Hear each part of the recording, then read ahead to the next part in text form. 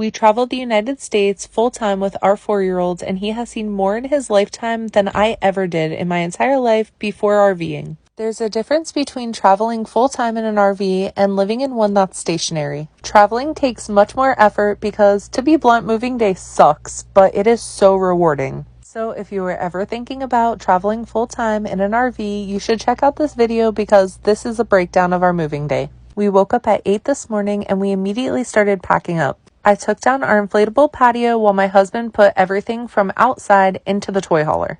There are so many things to put away that you wouldn't even think about. We have chairs and bikes and a griddle. We have a clam shelter that is perfect for outside, but that also takes time to put away. So while he's doing all of that, I'm taking care of the inside stuff. I wash any dishes that we have in the sink and I set them out to dry while I put any food that was on the counter in these buckets. My husband is tying down the TV to make sure it doesn't move while we drive, and I'm drying off the rest of the dishes and putting them away. These containers actually make moving day so much easier because we can just fill them and stack them in our garage. I wipe down all the counters to make sure they're clean. This is actually one of the reasons why I don't mind moving every few weeks, because it helps us clean the RV thoroughly so it never really gets too bad. This is a very important step. We vacuum the floors and we sweep under the slides to make sure nothing's under them. We learned our lesson in our last RV.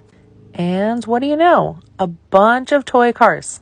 Good thing we didn't slide the slides with those under. Checking the next slide, and yep, there's a cap. Now the kitchen and living room are ready to slide the slides in. I love this RV because all the slides are separate. Our last RV, they all went in at the same time, but this is better because we can do one room and slide it in. I had to take the trash out. This is one of my least favorite parts of RVing, is having to bring your trash to the dumpster. But if you don't mind touching trash and dumpsters, this is the life for you. When I got back to the RV, I started on our bathroom, I put everything on the floor, and I locked the door in place so it didn't open while we were driving. And then I took everything off of our counters and put them in the drawers. This RV has a ton of storage compared to our last, so it's really not that bad.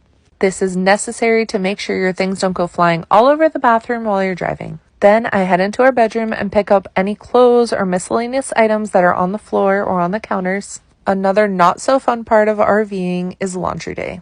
Honestly, I've been using SudShare because I really just don't want to go to a laundromat and sit there for hours. So we pay $1 per pound, they come and pick up our laundry and drop it off nice and folded, and all we have to do is put it away.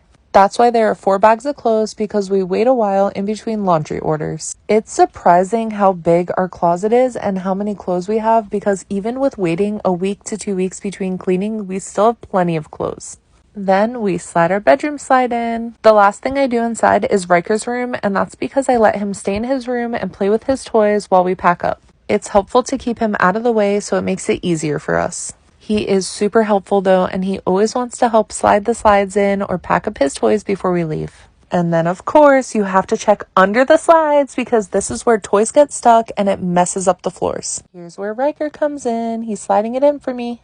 Alright, here it is, the crappy part. Literally crappy. It's so bad. This is one of my least favorite parts in addition to the garbage. So I stand and look pretty while my husband does it because ew. These are our sewer hoses. This is how we dump the water out of our toilets, showers, and sinks. We pack them all up into the poop box and then they go into the back of the truck.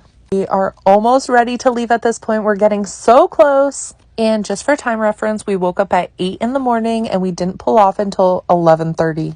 Thank goodness for my husband already knowing how to tow when we decided to do the RV life, because yeah, I don't think I could ever do that. And after all of that, 3.5 hours of packing up and sliding in and getting ready, it's finally time to head to our next campsite. Our friends and family just don't get it. They always ask us why we travel full time instead of just staying stationary in our RV. And I always have to remind them that